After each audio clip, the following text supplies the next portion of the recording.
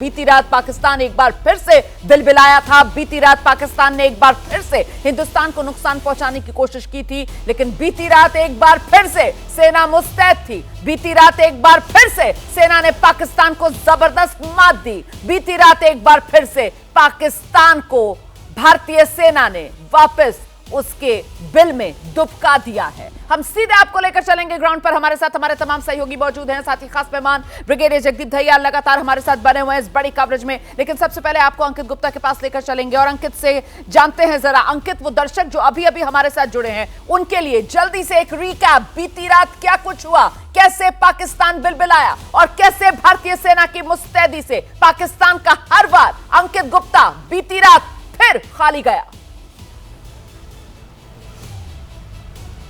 बिल्कुल रोमाना, करीबन 8 बजे के आसपास पाकिस्तान की तरफ से ड्रोन का हमला किया गया और एक दो ड्रोन नहीं, जैसी जानकारी निकल के सामने आई है कि करीबन 50 ड्रोन एक साथ, जिसको हम ये कहते हैं स्वॉर्म अटैक, यानी कि एक झुंड में ड्रोन दागे गए थे पाकिस्तान की तरफ से। लेकिन हमारी सेना पहले से ही मुस्तैद थी और उसने एक एक करके तमाम ड्रोन हवा में ही गिराते गए। अलग अलग हथियारों का इस्तेमाल किया गया इन ड्रोन को हवा में गिराने के लिए, और एक भी ड्रोन जो पाकिस्तान ने दागा था भारत के अलग अलग टारगेट्स को लेकर के, और वो जो है कोई भी वहां तक नहीं पहुंचा, हवा में ही ध्वस्त हो गए। लेकिन उसके बाद जवाब दिया भारतीय सेना ने। भारतीय सेना ने करीबन 9 बजे के आसपास से जो जवाब देना शुरू किया, अगले 4-5 घंटे तक उसी तरीके का जवाब दिया जाता रहा और पाकिस्तान के कई शहर इसकी जद में आए। लेकिन फिर साफ कर देते हैं कि यहां पर सिविलियंस के ऊपर हमला नहीं किया भारतीय सेना ने।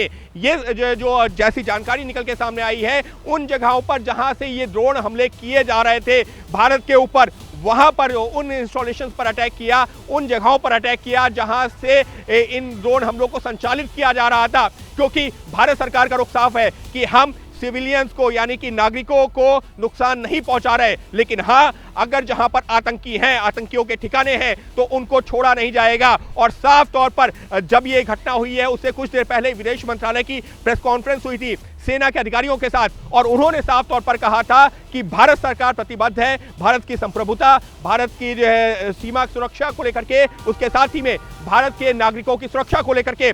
ऐसे में पाकिस्तान अगर कोई भी कायराना हरकत करता है, पाकिस्तान कोई भी नापाक हरकत करता है, तो भारत की सेना उसका जवाब देने को तैयार है।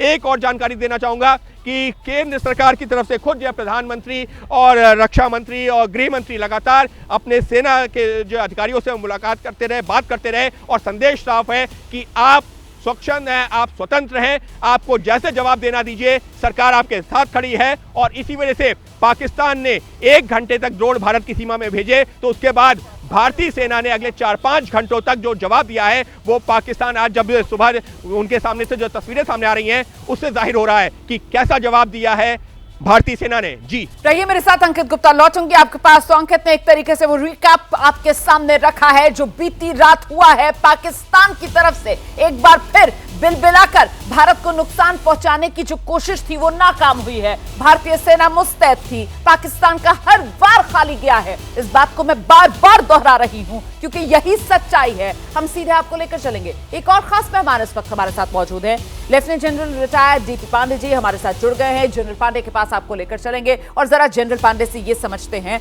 सर पाकिस्तान बिलबिला रहा है, पाकिस्तान का हर बार खाली जा रहा है, और बड़ी बात यहां पर अभी तक का जो पैटर्न सामने निकल कर आ रहा है उसमें आपको क्या लग रही है सर? एज अ ले पर्सन मुझे तो ऐसा लग रहा है सर कि पाकिस्तान के पास भारत के लिए इस वॉर लाइक सिचुएशन में कोई सरप्राइज है ही नहीं, और वॉर लाइक सिचुएशन में वो सरप्राइज एलिमेंट कितना महत्वपूर्ण होता है ये आप ही बता पाएंगे सर। हम ही बार बार पाकिस्तान को चौंका रहे हैं, उसके हर बार को नाकाम कर रहे हैं। जनरल पांडे। मैं दो पर्सपेक्टिव आपको अलग बताऊंगा। पहली बात है, ये जानना बहुत जरूरी है और हमारे देशवासियों को कि जब आप गोली फायर करते हैं तो उसका रिजल्ट कहां पे जाएगा, किस तरफ का अंजाम होगा, वो हमें पता नहीं होता, और उसके लिए हर तरीके से मुस्तैदी और तैयारी करनी चाहिए। और पाकिस्तान आर्मी भी जो है एक अच्छी प्रोफेशनल आर्मी है, कितनी भी रेडिकलाइज्ड हो at senior level, but it's a professional army. हमें उसको हल्के में नहीं लेना चाहिए। अभी 3 दिन जो भी हुआ है हमारे साथ, हम लोग काफी आगे रहे हैं, सक्सेसफुल रहे हैं, और मुझे यकीन है कि हमारी जो आर्मी है, हमारी जो सेना है, काफी प्रोफेशनल, एक अलग किस्म की प्रोफेशनल है, और हम अपने देश के लिए लड़ते हैं। वो अपनी एक कौमियत के लिए लड़ते हैं, दोनों में बड़ा फर्क है। और दूसरा एक चीज और आपको बताना चाहूंगा कि जैसे अभी जो प्ले आउट हुआ है वो 1% का भी बहुत ही छोटा हिस्सा है। और अभी सिर्फ टेक्नोलॉजी है, अभी जो आर पार की कार्रवाई हो रही है वो भी एक बहुत स्मॉल परसेंट का हिस्सा है। और हमें आगे बहुत ही सजग रहना है। और आपके माध्यम से मैं ये बताना चाहूंगा कि हमारे सारे देशवासियों को, कल मैं देख रहा था हर जगह पे लाइटें लगी हुई हैं, ब्लैकआउट्स नहीं हो रखे हैं, लोग हफड़ तफड़ में चल रहे हैं। अभी जब पूरा देश चाहता था कि बदला लिया जाए तो पूरे देश को एकजुट होकर के इस पूरी कार्रवाई के अंदर सेना आगे लड़ेगी, मगर पीछे आपकी जो प्रोटेक्शन है वो आपने करनी है। और तीसरी बात, ये जो अगली बात मैं बता रहा हूं, ये जो रियल हीरो हैं इस 3 दिन 4 दिन की जो कार्रवाई के हीरो हैं, वो हमारा जो मेन हीरो है आज की तारीख में, हमारे जो एयर डिफेंस वॉरियर्स हैं, जो हमेशा इस बार एक टेक्नोलॉजी का इस्तेमाल करके दुश्मन के हर इरादों को, नापाक इरादों को फेल कर दिया। और रात भर सजग रहना, दिन भर सजग रहना, और हर छोटी से छोटी मिसाइल, ड्रोन जो भी दुश्मन की तरफ से हमारे पास फेंका जा रहा था उसको जमीन को हिट करने से पहले ही नेस्त नाबूद कर देना कोई आसान काम नहीं है। मैं 40-42 साल मैंने फौज में काटे हैं, और सबसे बड़ी चिंता मेरी हमेशा ये रहती थी कि जब दुश्मन की मिसाइलें आएंगी तो हम उसको कैसे कंट्रोल करेंगे। और इस चीज के ऊपर बहुत खरे उतरे हैं हमारे पूरे देश के जो सैनिक हैं, जो एयर डिफेंस में काम करते हैं, एयरफोर्स, नेवी, आर्मी के, उन्होंने बहुत ही बेहतरीन काम किया है। और ये प्रूव कर दिया है कि हम दुनिया में सबसे नंबर 1 है। ये आप याद रखिए कि इजराइल जो इतना टेक्नोलॉजिकली एडवांस्ड देश है, जब ईरानियों ने उनके ऊपर हमला किया तो भी उनकी जो सक्सेस रेट था वो 70 से 80% के आसपास रहा रोकने का। बट ये जो अगले कुछ पिछले 3 दिन बीते हैं, इसके अंदर हमारा सक्सेस रेट बहुत ही अच्छा हुआ है। अलग अलग किस्म के हथियार इस्तेमाल हुए हैं, छोटे से लेके बड़ा हथियार, बहुत सिनर्जाइज इंटीग्रेटेड एफर्ट रहा है। एंड मैं as a senior retired veteran बहुत आभार व्यक्त करता हूं हमारे एयर डिफेंस वॉरियर्स का। तीसरा, एक और चीज हमें देखना है, ये लड़ाई आज की तारीख में आर पार की लड़ाई से ज्यादा एक इंफॉर्मेशन लड़ाई की हालत में है। बहुत ही ज्यादा fake news, AI based fake news, कोई DJI स्पायर के उसमें आकर के बोलता है कि हमारे इतने जहाज गिर गए, ये हो गया, वो हो गया। और थोड़ा सा सजग रह के मैं यही बताऊंगा कि अपनी गवर्नमेंट के ऊपर, अपनी सेना के ऊपर, अपने स्पोक्स पर्सन के ऊपर फेथ रखें, क्योंकि जब ADG-PI साइट के ऊपर या PIB साइट के ऊपर कोई स्टेटमेंट आएगा वही सही स्टेटमेंट होगा। क्योंकि हमारे देश में कोई चीज छुपाना आसान नहीं है जी। हर चीज आपको पता चलेगी, बड़ी ट्रांसपेरेंट दुनिया है। और खास तौर से कोई कैजुअलिटी होती है हथियार का, सिविलियन का, फौजी का, हम अपने देश में इस चीज को छुपा नहीं सकते। ये सब काम पाकिस्तान आर्मी जरूर कर सकती है, बट हम नहीं कर सकते इन सब चीजों के लिए। ये एक चीज आपको देखनी है। जनरल पांडे, आपने बहुत सही तरीके से सर, बिल्कुल आपने क्लियर पर्सपेक्टिव यहाँ पर दर्शकों के सामने रखा, जो हर हिंदुस्तानी के लिए जानना और जानने से ज्यादा समझना जरूरी है। सर, आपने बहुत महत्वपूर्ण बातें यहाँ पर रखी। सर, एक बात का मुझे और जवाब दीजिए। सर, आप इतने वेटरन है सर, एक मेरे मन का सवाल है सर, प्लीज।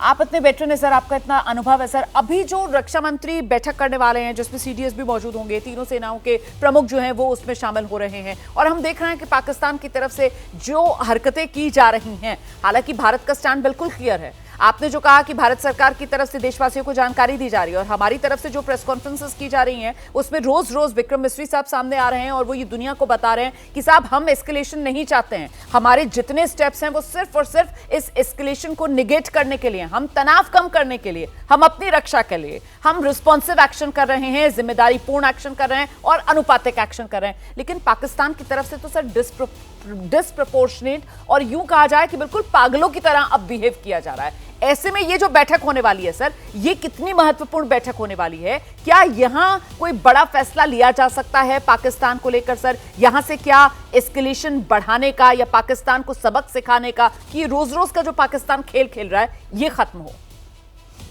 देखिए, हमारी जो गवर्नमेंट है और सेना है, वो ये जो चीजें हैं रोज मीटिंग करके इसके बारे में डिसीजन नहीं होता है जी। और ये जो प्लान जब हम लोग शुरू करते हैं तो ये सब तजवीजें सारी कंटिजेंसीज के ऊपर डिस्कस होता है कैसे कार्रवाई होगी। आपने खुद ही बताया कि एक बड़े कंट्रोल्ड रिस्पॉन्सिबल तरीके से कार्रवाई की जा रही है। ये जो मीटिंग्स होती हैं सुबह शाम, ये सब चीजों को जायजा लेने के लिए होती हैं और कई बार आगे के कदम के ऊपर थोड़ा डेलिब्रेशन या डिस्कशन होता है ताकि देश को बताया जा सके कि हम आगे क्या कर रहे हैं या क्या हो रहा है। ये सब चीजें रूटीन मामले में होती हैं बिकॉज ये बताना जरूरी है रक्षा मंत्री जी को जो हमारे पॉलिटिकल है। पाकिस्तान के अंदर शहबाज शरीफ उनके चीफ मुल्ला असीम कहते हैं असीम मुनीर जी को बताते हैं हमारे यहाँ हमारे देश की जो सेना है वो अपने पॉलिटिकल डिस्पेंसेशन को इन्फॉर्म करती है कि आज रात को क्या हुआ और हमने आगे का हम क्या कार्रवाई कर रहे हैं। ये सब चीजें कुछ ना कुछ एक इंफॉर्मेशन दी जाती है। कॉन्फ्रेंसेस होते हैं, हर लेवल के अंदर कॉन्फ्रेंसेस होते हैं। बट ये जो तो आपने बात बोली रुमाना, बहुत अच्छी बात बोली है कि मिस्ट्री साहब जो बता रहे हैं दुनिया को और हम लोग भी जो अपने एक्शन से बता रहे हैं। एक कई मीडिया चैनल्स के अंदर और मैं सोशल मीडिया पे मुझे बहुत डीएम्स आते हैं, मैसेजेस आते हैं मेरे ट्विटर और इंस्टाग्राम के ऊपर कि हमें आगे जाके घुस के मार देना है, हमें ये कर देना है, वो कर देना है। देखिए, दो अलग अलग रणनीतियां और देश चल रहे हैं। एक रोग देश है, एक टेररिस्ट स्टेट ऑफ पाकिस्तान है और एक भारत है जो एक दुनिया के अंदर एक रिस्पॉन्सिबल नेशन समझ के आया गया है और सारी दुनिया हमारी बात को सुनती है। और यही अगर देश बिल्कुल डिस्प्रोपोर्शनेट एक्टिविटी करने लगेगा, एक अनकल्चर्ड अनसिविलाइज्ड मैनर में काम करने लगेगा, तो हमारी जो छवि है, जो इतनी अच्छी बनाई हुई सिविलाइजेशन छवि है, वो तुरंत धूमिल हो जाएगी। ये बड़ा जरूरी है एक कैलिब्रेटेड ऑपरेशन करना which is very very responsible. So आप हमें बार बार ये एक दिन पहले नहीं जाना है, हमें उस दिन जाना है पहलगाम के अंदर जब पहलगाम के अंदर हमारे लोगों के ऊपर एक बहुत बड़ा हमला हुआ। वो एक इंस्टिगेशन था, वो एक एस्केलेशन था, राइट। अभी बड़ी खुशी की बात यह है कि विदेशी लोग ये समझ रहे हैं और इसके बारे में बात कर रहे हैं, मगर हमारे देश के लोग ये बार बार भूल जाते हैं। और मैंने ये हमेशा बोला, वो जो पिक्चर है हमेशा हमारे देशवासियों को याद रखना है जब वो एक लड़की, एक यंग बच्ची अपने पति के बॉडी के साथ बैठी है, वो हमेशा अपने याद करना है, उसके बारे में बात करना है। तो जब हमने हिट किया, हमने जीरो एस्केलेशन के लिए बड़ा कैलिब्रेटेड प्रोफेशनल तरीके से जो टेररिस्ट ठिकाने हैं, हमें मालूम है इसके पीछे कौन है। दहशतगर्दी के पीछे पाकिस्तानी सेना, ये तो उनके देशवासी बोलते हैं। बिल्कुल सर। हमने उसको हिट किया, मगर उनके पास में ये दिखाने के लिए अपने देश को कुछ नहीं था कि हमारे यहाँ पे टेररिस्ट कैंप है, उसको हिट किया जाए। उन्होंने हमारे मिलिट्री इंस्टॉलेशन को, जब आप मिलिट्री इंस्टॉलेशन को एलसी या आईबी पार करके कार्रवाई करते हो, आप एक तकरीबन डिक्लेरेशन ऑफ वॉर होता है। एब्सोल्युटली। हमने पूरी होल ऑफ नेशन अप्लाई किया होता, पूरी आर्मी को हम लेके अंदर घुस जाते और उनको तहस नहस कर देते। ये एक रिस्पॉन्सिबल तरीका नहीं होता है। हमने फिर भी एक जवाब उनको दिया कि ठीक है, आपने ये काम किया है, हमने आपको डिफीट कर दिया, मगर आपने इंस्टिगेशन करी है, आपने एस्केलेट किया है, हम आपको उसी तरीके से जवाब देंगे और आपको बताएंगे कि हम आपने जैसे काम किया, आपको काम नहीं करना आता, आप जरा ट्रेनिंग ठीक से कीजिए, आप चाइनीज सामान का इस्तेमाल मत कीजिए, थोड़ा प्रोफेशनल होइए और आगे की कार्रवाई अच्छी तरह करिए। उसमें हमने एडी डिफेंस को ब्रेक किया, रावलपिंडी में अटैक किया, लाहौर के अंदर अटैक किया, अभी भी सिविलियन कैजुअलिटीज नहीं करी हमने। आप समझ रहे हैं। और रात को पुंछ के अंदर आप ये देखिए, कई इशारे हैं इन सब चीजों के अंदर। उन्होंने सिविलियंस को मारा, रोग नेशन, उन्होंने गुरुद्वारे के ऊपर अटैक किया, स्कूल के ऊपर अटैक किया, उन्होंने ये जो हमारे खालिस्तानी कहते हैं ना, पाकिस्तान से प्यार जी, और हमारे देश के वो लोग कहते हैं कि पाकिस्तान से प्यार, ये वो देश है जो कश्मीरी मुसलमान हो, कश्मीरी हिंदू हो, मुसलमान हो, सिख हो, ईसाई हो, इसमें डिस्टिंग्विश नहीं करते। इस टेररिस्ट स्टेट वो टेरर फैलाना चाहता है, उसने अटैक किया, हमारे कितने सिविलियन मारे गए। उसके बावजूद हमने एस्केलेशन कंट्रोल रखा। उसके बाद हम जब ये रात को उन्होंने अटैक किया है, उनके ड्रोन्स आए, म्यूनिशंस आए, हमने उनको बर्बाद किया, उस अटैक को नाकाम किया। उसके बाद में दोबारा रिस्पॉन्स किया और जहां जहां हमें चाहिए था हम लोग वहां पहुंचे और हमने ये मैसेज दिया कि भाई अभी भी समय है, अभी हमारी जो ताकत है 0.1% से कम है ताकत, अब इस्तेमाल किया हमने। जब हम फुल फ्लैश पे आएंगे तो तुम्हारा क्या हश्र होगा। बिल्कुल सर, क्या हश्र होगा, तुम दुनिया के नक्शे से कैसे मिटोगे, तुम्हारी कहीं कोई पहचान बाकी रहेगी नहीं। इसका एहसास पाकिस्तान को हम करा रहे हैं, लेकिन पाकिस्तान सीखने को सबक कोई राजी है नहीं। इस बीच ये बारामूला की तस्वीरें हैं, ये पाकिस्तान की तरफ से जो नापाक हरकतें की जा रही है ना, उसी की गवाही ये तस्वीरें दे रही हैं। देखिए किस तरीके से बारामूला में जो पाकिस्तान की तरफ से शेलिंग की जा रही है, उसके बाद तहस नहस होते हुए ये घर, जिस बात का जिक्र अभी जनरल पांडे कर रहे थे ना कि पाकिस्तान देखिए कैसे वो रिहायशी इलाकों को निशाने पर ले रहा है। और ये बारामूला में रिहायशी इलाके हैं, यहाँ परिवार रह रहे हैं, बच्चे, महिलाएं, और पाकिस्तान जो है वो सीधे अब हमारे निहत्थे निर्दोष नागरिकों पर वार कर रहा है। देखिए कैसे वो जो कहते हैं ना एस्केलेशन लैडर युद्ध की भाषा में, उसको और आगे बढ़ाता हुआ, उस पर तेजी से चढ़ने की कोशिश करता हुआ पाकिस्तान, बिना ये सोचे समझे कि दरअसल पाकिस्तान जो है वो खुद अपने पैरों पर कुल्हाड़ी मारने का काम कर रहा है।